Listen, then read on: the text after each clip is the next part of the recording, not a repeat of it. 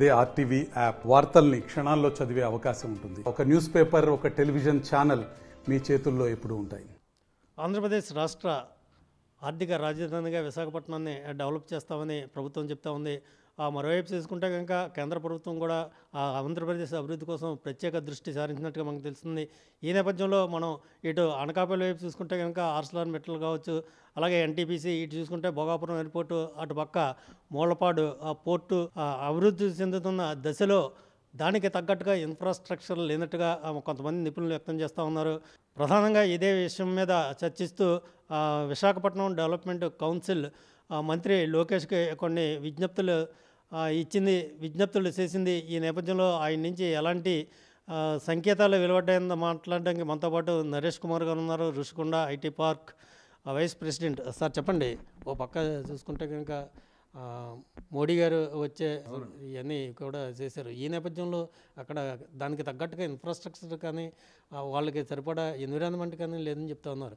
అసలు మీరు మొన్న లోకేష్ గారిని కలిసి ఏమి విజ్ఞప్తి ఇచ్చారు, ఏం చేశారు? ఒకటండి, లోకేష్ గారు కూడా మీరు చూడాలంటే బాగా టెక్నాలజీలో అడ్వాన్స్డ్గా ఉన్నారండి. అది ప్రతిసారి నన్ను కలవక్కర్లేదు, నాకు వాట్సాప్లో ఆయన వచ్చి ప్రతి మీటింగ్లో చెప్తాను, ఇదో నా ఫోన్ నెంబరు, నాకు వాట్సాప్లో పంపినా, నాకు ఈమెయిల్లో చెప్పినా ప్రతిదీ చదివి నేను రెస్పాండ్ అవుతాను. సో మీరు ప్రతిసారి నన్ను కలవాలని ఉద్దేశం పెట్టుకోకండి, నా రికమెండేషన్ పెడితే నేను డెఫినెట్గా, అలాగే ఇంతమంది ఐటీ పాలసీ మీద ఎన్ని సజెషన్స్ పెట్టినా కూడా అన్నీ ఆయన రిసీవ్ చేసుకున్నాను. కొన్ని పర్సనల్గా చెప్పాం, కొన్ని ఫోన్లో చెప్పాం, కొన్ని వాట్సాప్లో చెప్పాం. సో అన్నీ రిసీవ్ చేసుకుంటున్నానండి. So government is working on technology. We should appreciate Lokesh garu for taking inputs directly on his phone also. Railway zone అందరికీ తెలవాల్సింది అంటే ఫౌండేషన్ అనేది అడ్వాంటేజ్ ఏంటంటే మన railway Visakhapatnam Waltair division revenue 10,000 కోట్లండి. 10,000 కోట్లలో ప్యాసింజర్ రెవెన్యూ ఓన్లీ 7%, 700 కోట్లే. మిగతాదంతా కూడా కార్గో, రవాణా కార్గో. సో ఎందుకు ఇలాగ జరిగింది? మనకి జోన్ లేక, హెడ్ క్వార్టర్స్ లేక ఒరిస్సాలో డెసిషన్ తీసుకుంటే వాళ్ళు ప్యాసింజర్ ట్రైన్స్ అని రాలేదండి. 10,000 కోట్ల రెవెన్యూలో కనీసం 20% అన్నా ప్యాసింజర్ రెవెన్యూ ఉండాలి కదండి. అంటే జనాలకు అర్థమవుతా చెప్తున్నారు, రైల్వే జోన్ అంటే బిల్డింగ్ కడతాం ఇంపార్టెంట్ కదండి. డెసిషన్ మేకర్స్ ఇక్కడ ఉండి ఇక్కడ డెసిషన్ తీసుకుంటే ఒక 10-20 ట్రైన్ కొత్త ట్రైన్లు వస్తే ఉన్న రెవెన్యూ 1,000-2,000 కోట్ల నుంచి ప్యాసింజర్స్ నుంచి అన్నా రావాలని మా సిటిజన్స్ తాలూకా రిక్వెస్ట్ అండి. మేము సీఎం గారిని, లోకేష్ గారిని రిక్వెస్ట్, ఈవెన్ ఎంపీ భరత్ గారికి అనేకసార్లు రిక్వెస్ట్ చేసేది అంటే రైల్వే జోన్ ఇమీడియట్గా ఆపరేషనలైజ్ చేసేమని. అంటే ఒక రెంటెడ్ బిల్డింగ్ ద్వారా వాళ్ళ ఆఫీసెస్ స్టార్ట్ చేసి ఈ బిల్డింగ్ కడతాక 2 years పడుతుంది. ఈ లోపల రైల్వే జోన్ ఆపరేషన్లో తీసుకొచ్చి ఒక 10 కొత్త ట్రైన్లు తెచ్చుకుంటే విశాఖపట్నం డెవలప్మెంట్ పద్ధతిలో పరిగెడుతుందని. That is the first request we made to operationalize the railway zone immediately from a rented building అండి. అది బిల్డింగ్ 1-2 సంవత్సరాలు పడుతుంది, కానీ రైల్వే జోన్ ఆపరేషన్లో వస్తాకే బిల్డింగ్కి సంబంధం లేదు కదండి. సో మా రిక్వెస్ట్ ఏంటంటే ప్రజల నుంచి ఇమీడియట్గా రైల్వే జోన్ ఆపరేషన్లోకి తీసుకొచ్చేయండి. ఒక రెంటెడ్ బిల్డింగ్ ద్వారా మొత్తం ఒరిస్సా నుంచి ఉన్న షిఫ్ట్ చేసేసి కొత్త వాళ్ళని హైర్ చేసేసుకుని రైల్వే రిక్రూట్మెంట్ బోర్డు ఎగ్జామ్ కూడా ఇక్కడ పెట్టి రైల్వే డెవలప్మెంట్ పోస్టులకి స్కిల్ డెవలప్మెంట్ సెంటర్ కూడా ఇక్కడ తీసుకొచ్చి అది రైల్వే జోన్. అలాగే ఎన్టీపీసీ ఇంచుమించు 2 లక్షల కోట్ల రూపాయలు పెట్టుబడి పెడుతుంది. ఆర్సెలర్ మెటల్ 1,30,000 కోట్లు ఫస్ట్ ఫేజ్లో సగం తీసుకున్న. ఇవన్నీ లక్షల కోట్లు పెట్టుబడులు కదండి. ఈ అన్ని పెట్టుబడులు వస్తే, వీళ్ళందరూ ఎంప్లాయ్మెంట్ వస్తే, వీళ్ళందరూ సెకండ్ 2 wheelers, 4 wheelers, హౌసింగ్కి అన్నింటికి demand over the next 5 years పెరుగుద్ది. ఇది కాకుండా రిలయన్స్ వాళ్ళు కూడా బయోఎనర్జీ ప్లాంట్స్ మొత్తం 26 జిల్లాల్లో కూడా 65,000 కోట్లు పెట్టి పెడతారంటే ఈ ప్రాంతానికి ఇంచుమించు 20,000 కోట్లు వస్తుందని మా అంచనా. 65,000 కోట్లలో అది కాకుండా గూగుల్ వస్తుంది, టీసీఎస్ వస్తుంది, ఇంకా కొత్త ఐటీ పాలసీలో ఎవరు వచ్చినా కూడా గవర్నమెంట్ బిల్డింగ్ ఫ్రీగా ఇస్తాడు, ఎన్నో ఐటీ కంపెనీలు వస్తాయని మేము ఎక్స్పెక్ట్ చేస్తున్నాం. సో దీనికి కావాల్సిన ఇన్ఫ్రాస్ట్రక్చర్ ఆల్రెడీ విశాఖపట్నం రోడ్స్ అన్నీ మీరు చూసారు, కంజెస్ట్ అయిపోయినాయి. ఇప్పుడు భోగాపురం వెళ్తాక కూడా రోడ్స్ ఫ్లైఓవర్స్ 12 పూర్తి అవ్వాలి. సో మేము లోకేష్ గారిని రిక్వెస్ట్ చేసిందంటే ఈ 12 ఫ్లైఓవర్స్ ఆన్ ప్రయారిటీ కంప్లీట్ చేయండి. అలాగే జీఎంసీ వాళ్ళు 15 రోడ్లు విశాఖపట్నంలో ఎయిర్పోర్ట్కి వెళ్తాక డీకంజెస్ట్ చేస్తాక 15 కొత్త రోడ్లు వేస్తూ ఉన్నారు. ఇది ఒక టైం ఫ్రేమ్ పెట్టి, అంటే జూన్ 26లో ఈ ఎయిర్పోర్ట్ మూసేసి ఆ ఎయిర్పోర్ట్ ఆన్ అయిపోద్ది. అంటే ఇంకా సంవత్సరంన్నరే ఉంది మనకి. సో మీ ద్వారా నేను కోరుకున్న ఈ సంవత్సరంన్నరలో ఈ 15 రోడ్లు పూర్తి చేయగలమా, ఈ 12 ఫ్లైఓవర్లు పూర్తి చేయగలమా, కోస్టల్ కారిడార్ భీమిని నుంచి భోగాపురం కోస్టల్ కారిడార్ రోడ్డు ఉంది అది పూర్తి చేయగలమా, మెట్రో రైలు ఎంతవరకు పూర్తి చేయగలం. ఈ ఇన్ఫ్రాస్ట్రక్చర్ ఉంటేనే భోగాపురం ఎయిర్పోర్ట్ ఆల్రెడీ 60% పూర్తి అయిపోయిందండి. వెళ్ళి చూసాం, ఆల్రెడీ ఎయిర్ కండిషనింగ్ కూడా బిగించేస్తున్నారు అక్కడ. సో భోగాపురం ఎయిర్పోర్ట్ 6 నెలల ముందే రెడీ అయిపోద్ది, మందే లేటు. సో ఈ ఇన్ఫ్రాస్ట్రక్చర్ అంతా పూర్తి చేయగలమా. అలాగే మీరు విజయనగరం, శ్రీకాకుళం నుంచి కూడా ఫీడర్ అయిపోద్ది భోగాపురం ఎయిర్పోర్ట్. విజయనగరం నుంచి భోగాపురం ఎయిర్పోర్ట్ కనెక్ట్ చేసే road is normal state highway, దాన్ని 4 lane నుంచి 6 lane విజయనగరం ఊరు నుంచి నేషనల్ హైవే కనెక్ట్ చేసి దాన్ని డబల్ చేయాలి. అలాగే ఎగ్జిస్టింగ్ విశాఖపట్నం టు శ్రీకాకుళం ఉన్న హైవేని 6 lane, 8 lane ఇంకా ఏమైనా పెంచగలమా. ప్రతిపాదన అంటే నెక్స్ట్ 25 years దృష్టిలో, అంటే 1-2 years దృష్టిలో కాదు. భోగాపురం ఎయిర్పోర్ట్ వస్తే ట్రాఫిక్ బాగా పెరుగుద్ది కాబట్టి. అలాగే భోగాపురం నుంచి శ్రీకాకుళం వెళ్ళే దారిలో ఒక free trade house warehousing zone పెట్టుకెళ్ళి విశాఖపట్నం చుట్టూరు ఒక అవుటర్ రింగ్ రోడ్డు, శ్రీకాకుళం చుట్టూరు అవుటర్ రింగ్ రోడ్డు, విజయనగరం చుట్టూరు అవుటర్ రింగ్ రోడ్డు పెట్టి ఈచ్ సిటీకి ఒక ఫ్రూట్ అండ్ వెజిటబుల్ మార్కెట్. ఇప్పుడు మన మార్కెట్ ఉందనుకోండి, అక్కడ కోల్డ్ స్టోరేజ్ లేదు, అక్కడ వాళ్ళు భోజనం చేస్తాక ప్లేస్ లేదు, వాళ్ళు ట్రక్ పార్కింగ్ పెట్టుకుంటే ఒక మెస్లు ఉన్నాయి, 500 మెస్లు ఉన్నాయి, 500 ఆటోలు వస్తున్నాయి పొద్దున్నే కూరగాయలు, వాళ్ళందరికీ పార్కింగ్ లేదు. సో ఒక fruit and vegetable market, modern market with cold storage facility. ఇక్కడ కోల్డ్ స్టోరేజ్ కూడా లేదండి, ఒక కోల్డ్ స్టోరేజ్ ఫెసిలిటీతో ఒక ఫ్రూట్ అండ్ వెజిటబుల్ మార్కెట్ పెట్టండి.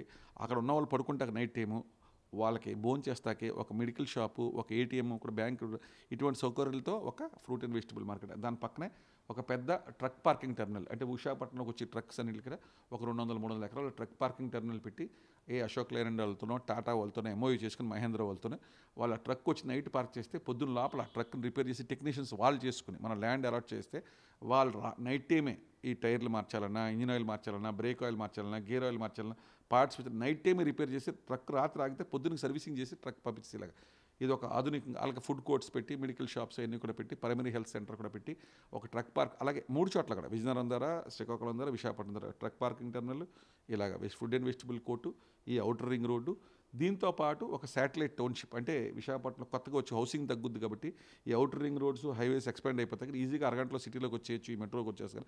అక్కడ చిన్న చిన్న మన స్టీల్ ప్లాంట్ ఎలాగైతే టౌన్షిప్ కట్టారు కదండి, స్టీల్ ప్లాంట్లో అటువంటి టౌన్షిప్స్ ఈ 3 ఊర్లో కూడా to absorb the new employees. అలాగే ఒక చిన్న industrial estate, green industrial estate ప్రతి జిల్లాలో పెడతాన్నారు కదా, దాని పక్కన వాక్ టు వర్క్ వెళ్ళేలాగా. సో ఈ టౌన్షిప్స్ అలాగే ఒక మంచి స్కూల్స్కి, ఇంటర్నేషనల్ స్కూల్స్కి ప్లే గ్రౌండ్స్తో 15 ఎకరాలు 20 ఎకరాలు 2-3 స్కూల్స్ పెడితే, అలాగే హాస్పిటల్ వైజాగ్ ఇప్పుడు మీరు చూసారు 6 లెవెల్ అన్ని హాస్పిటల్స్ ఫుల్.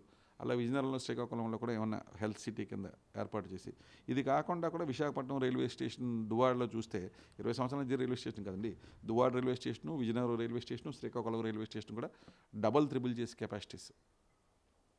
వీటిని శ్రీకాకుళం పోర్టు, అక్కడ మూలపట్నం పోర్ట్కి రోడ్డు కనెక్షన్స్ పెంచి, అంటే అక్కడ పోర్ట్లో ఏదైనా ఎగుమతి అయ్యే సరుకు వస్తే శ్రీకాకుళం రైల్వే స్టేషన్ నుంచి విజయనగరం వెళ్ళేలాగా, వైజాగ్ వచ్చేలాగా హైవేస్ ద్వారా కానీ, రైల్లో ద్వారా కానీ, లేకపోతే సీ ద్వారా కానీ, అలాగే ఎయిర్ ద్వారా కానీ, Bhogapuram airport. So Bhogapuram airport నుంచి you can fly out, port నుంచి సీ ద్వారా, ఈ రోడ్డు ద్వారా కూడా ఎక్స్పాండ్ చేస్తే, రైల్ ద్వారా కానీ, ఈ 4 మార్గాల నుంచి కనెక్టివిటీ మీరు అలా ఊహించి విశాఖపట్నం, శ్రీకాకుళం, విజయనగరం, అలాగే భోగాపురం ఎయిర్పోర్ట్ నుంచి అక్కడ ఫ్రీ ట్రేడ్ జోన్ ఎక్కడ సూట్ అవుతుందో 2-3 ఎకరాలు పెట్టి ఎక్స్పోర్ట్ అండ్ ఇంపోర్ట్ ప్రాసెసింగ్ అక్కడ జరుగుద్దండి. అలాగే సెమీ కండక్టర్, ఎలక్ట్రానిక్ ఇండస్ట్రీ ఒకటి విజయనగరం భోగాపురం మధ్యలో, ఒకటి శ్రీకాకుళం భోగాపురం మధ్యలో, అలాగే విశాఖపట్నం టు భోగాపురం మధ్యలో, ఇలా 3 ప్రాంతాల్లో 3 గ్రీన్ ఇండస్ట్రియల్ జోన్స్ కానీ పెట్టి, వేర్ హౌసింగ్ జోన్స్ పెడితే, అలాగే ఈ సిటీ అవుట్స్కట్స్ కూడా ఒక పెద్ద పెద్ద ఎఫ్ఎంసీజీ కంపెనీ అనుకోండి, ఊర్లో కాస్ట్లీ అయిపోతుంది స్టోరేజ్, ఓ వేర్ హౌసింగ్ టెర్మినల్ కూడా కట్టమంటాడు, గొడౌన్స్ ఒక 100-200 వేర్ హౌసింగ్ టెర్మినల్స్ ఊరవతల. సో దట్ పెద్ద పెద్ద విశాఖపట్నంలో ఇండియాలో 9th సిటీ కాబట్టి, రిచెస్ట్ సిటీ అండ్ జీడీపీలో 7వ స్థానానికి వెళ్తున్నప్పుడు ఈ స్టోరేజ్ కాస్ట్ కూడా, కాస్ట్ ఆఫ్ డూయింగ్ బిజినెస్ కూడా తగ్గించాలి కాబట్టి, లాజిస్టిక్స్ కాస్ట్ తగ్గిస్తాకి ఈ cold storages, warehousing terminals కూడా అవుటర్ రింగ్ రోడ్లో, సిటీ అవుట్స్కట్స్లో 3 ఊర్లో కూడా కడితే, ఏ కార్గో అన్న వచ్చినా, డొమెస్టిక్ నుంచి వచ్చినా, ఇంటర్నేషనల్ వచ్చినా, అదర్ ఫ్లైట్లో వచ్చినా, సీలో వచ్చినా, బై రోడ్ వచ్చినా, రైలు వచ్చినా, సీమ్లెస్ కనెక్టివిటీ వచ్చి కాస్ట్ ఆఫ్ లాజిస్టిక్స్ తగ్గించి ఈజ్ ఆఫ్ డూయింగ్తో ఎక్స్పాండ్ చేసుకుని విశాఖపట్నం ఎయిర్పోర్ట్లో కూడా ఎయిర్ కార్గో స్టార్ట్ చేసి, ఇంకా కొత్త ఇంటర్నేషనల్ ఫ్లైట్స్ దుబాయ్కి కూడా తీసుకొచ్చి, Dubai, Singapore international cargo hubs అండి, ఒకరికి పంపిస్తే ప్రపంచంలో ఎక్కడికైనా వెళ్ళిపోవచ్చు. సో నెక్స్ట్ ఈజీ చిన్న చిన్న స్టెప్స్లో విశాఖపట్నం నుండి దుబాయ్కి అలా కనెక్ట్ చేయాలి, అది కార్గో హబ్ చేస్తే ఇక్కడి నుంచి కార్గో కానీ ప్యాసింజర్ పంపితే అక్కడి నుంచి ప్రపంచంలో ఎక్కడికైనా వెళ్ళిపోతారు. సో జస్ట్ కనెక్షన్ సో ఇటువంటి ప్రతిపాదనలన్నీ రాసి స్టేట్ గవర్నమెంట్కి ఇచ్చేవాడిని. పూర్వకు కూడా దే హ్యావ్ ఎక్సలెంట్గా స్పందించారు, ఇది కూడా స్పందిస్తారనుకుంటాం. సో ఇన్ని ఇన్వెస్ట్మెంట్స్ వస్తున్నాయి కాబట్టి, ఈ వచ్చినాయి అన్నీ కూడా ఫస్ట్ 6 monthsలోనే ఇన్ని వచ్చినాయి, ఇవన్నీ కూడా real investment. NTPC prime minister వచ్చి పెడుతున్నారంటే, ఇంతకుముందు అయితే జరుగుద్దో జరగదో అని అనుకున్నాను పాత గవర్నమెంట్లో. ఈ గవర్నమెంట్లో ఆర్థర్ మిట్టల్ వరల్డ్లో రిచెస్ట్ పర్సన్ అండి. So he will definitely do it. Reliance వాళ్ళు బయోఎనర్జీ డెఫినెట్గా చేస్తారు. NTPC hydrogen, green hydrogen hubs అనేక దేశాలలో వచ్చి వాళ్ళు ఇక్కడ యాన్సిలరీ యూనిట్స్ కూడా పెడుతున్నారు. ఆస్ట్రేలియా నుంచి కూడా ఈ గ్రీన్ హైడ్రోజన్ రాగానే ఇంపోర్ట్ కోల్ ఇంపోర్ట్ కూడా తగ్గిపోద్ది, మన ఫారిన్ ఎక్స్చేంజ్ సేవ్ అవుద్ది, అది కార్బన్ ఫ్రీ అండి. కార్బన్ ఎమిషన్స్, కార్బన్ క్రెడిట్స్ కూడా వస్తాయి దేశానికి. దీంతోపాటు వైజాగ్ చెన్నై ఇండస్ట్రియల్ కారిడారు, ఇంకా ఏ అయితే గతంలో ప్రామిస్ చేసి పెట్రోకెమికల్ కారిడార్ ఏమేమి అవ్వలేదో వీటికి కూడా ఒకసారి సీఎం గారు ఫోకస్ పెట్టి ప్రైవేట్ ఇన్వెస్ట్మెంట్స్ కూడా ఇంకా చిన్న రంగాల్లో, ఫర్ ఎగ్జాంపుల్ లాస్ట్ 3 years నుంచి పార్ట్నర్షిప్ సమిట్ చేశారు. అంతకుముందు చంద్రబాబు నాయుడు గారు ఉన్నప్పుడు ఆ పార్ట్నర్షిప్ సమిట్లో ఓన్లీ 10-15%, నేను 85% వాళ్ళందరినీ కూడా పిలిపించి ముందు ఇండస్ట్రియల్ ల్యాండ్స్ రెడీ చేసి, అంటే ముందు పిలిచి మీటింగ్ పెట్టద్దండి, మీటింగ్ సైట్లో పెట్టి రేపు సైట్ హ్యాండ్ ఓవర్ చేసి వాళ్ళ దగ్గర డబ్బులు తీసుకోవాలి. సో ల్యాండ్ రేటు ఫిక్స్ చేసి ప్రస్తుతం సమిట్లో చేయలేదు గతంలో, ఈసారి డిఫరెంట్గా చేయండి. అక్కడ గ్రౌండ్ మీద మీరు ల్యాండ్ మార్క్ చేసి అప్రోచ్ రోడ్డు కూడా వేసి పవర్ వాటర్ పెట్టిన తర్వాత మనం సమిట్ పెడదాం. మీరు ఎవరైనా ఎంటర్ప్రెనర్ వస్తే మీకు 2 ఎకరాలు కావాలా 5 ఎకరాలు కావాలా, అక్కడ వాటర్ పవర్ ఒక కంటైనర్ కూడా పెడతాం. అంటే రేపు మార్నింగ్ మీరు ఇంటర్నెట్ కనెక్షన్తో కూడా మీరు స్టార్ట్ చేసుకున్నా క్రియేట్ చేయండి. Plug and play, is of doing business అంటే పేపర్ పాలసీ కాదండి, గ్రౌండ్ మీద. సో నా రిక్వెస్ట్ ఏంటంటే ఈ 3 సంవత్సరాల్లో లాస్ట్ 3 పార్ట్నర్షిప్ సమిట్లో చేసిన ఇన్వెస్టర్స్ అందరినీ ఒకసారి తీసుకొచ్చి ముందు ఒక 6 నెలలు కానీ మన ఇన్ఫ్రాస్ట్రక్చర్ డెవలప్ చేసి, అంటే అక్కడ లేఅవుట్ గ్రీన్ లేఅవుట్ వేసి ప్లాట్కి ప్లాట్ మధ్యలో గ్రీనరీ పెట్టి ఈ ప్లాట్లో power connection, water connection, internet connection పెట్టి అక్కడ ఒక కంటైనర్ పెట్టి ఒక ల్యాప్టాప్ పెడితే అటు రేపు రాగానే అక్కడ ఆ సైట్లో కూర్చొని వర్క్ చేసుకునేలాగా, డబ్బులు కడితే కాంట్రాక్టర్కి ఇచ్చి ప్లాన్ అప్రూవల్స్ కూడా on the spot, land conversion ఎలాగైతే ఫ్రీగా ఇచ్చారో ఫస్ట్ 1 year కూడా ప్లాన్ అప్రూవల్స్ కూడా మీరు ఫ్రీగా ఇవ్వండి. అదొక ప్రతిపాదన పెట్టివ్వండి. అంటే welcome to Andhra Pradesh, 0 cost entry, అంటే మీకు ల్యాండ్ కన్వర్షన్ ఛార్జెస్ ఉండవు. మీ ప్లాన్ అప్రూవల్ కూడా ఏమంటామంటే మాకు ఫ్రీగా వద్దండి, మీరు ఇన్సెంటివ్ ఇస్తా అంటున్నారు కదా, ఇన్సెంటివ్ బదులు సర్టిఫికేట్ ఇచ్చేయండి మాకు, ట్రేడబుల్ ఇన్సెంటివ్ ఆ సర్టిఫికేట్ మీ మున్సిపల్ అప్రూవల్కి ఇచ్చేసుకుంటాం, అలాగే పవర్కి ఇచ్చేసుకుంటాం, అలాగే రిజిస్ట్రేషన్ ఆఫ్లు ఇచ్చేస్తాం. ఆ సర్టిఫికేట్ వాళ్ళు సబ్మిట్ చేస్తే వాళ్ళ డిపార్ట్మెంట్ అంటే మున్సిపాలిటీ వాళ్ళు డబ్బులు కూడా పోక మాకు రేపు ఇన్సెంటివ్ వద్దు, ఇన్సెంటివ్ బదులు సర్టిఫికేట్ ఇచ్చేయండి. ఆ సర్టిఫికేట్ ఆ డిపార్ట్మెంట్స్ క్లెయిమ్ చేసుకోండి. సో మాకు ఫ్రీగా కూడా ఏమనట్లా, మీరు ఏదైతే ఇద్దాం అనుకుంటారో అది ట్రేడబుల్ ఇన్సెంటివ్ సర్టిఫికేట్ కింద రూపంలో ఇస్తే అది మేము రిజిస్ట్రేషన్ చేసినప్పుడు కానీ, ల్యాండ్ కన్వర్షన్ చేసినప్పుడు కానీ, మున్సిపల్ అప్రూవల్ చేసినప్పుడు కానీ, తర్వాత ప్రాపర్టీ ట్యాక్స్ కట్టినప్పుడు దానికి వాడుకుంటాం. అప్పుడు గవర్నమెంట్ కూడా బర్డెన్ ఉండదు, ఇన్వెస్టర్ కూడా హ్యాపీ అవుతాడు, మీకు డబ్బులు.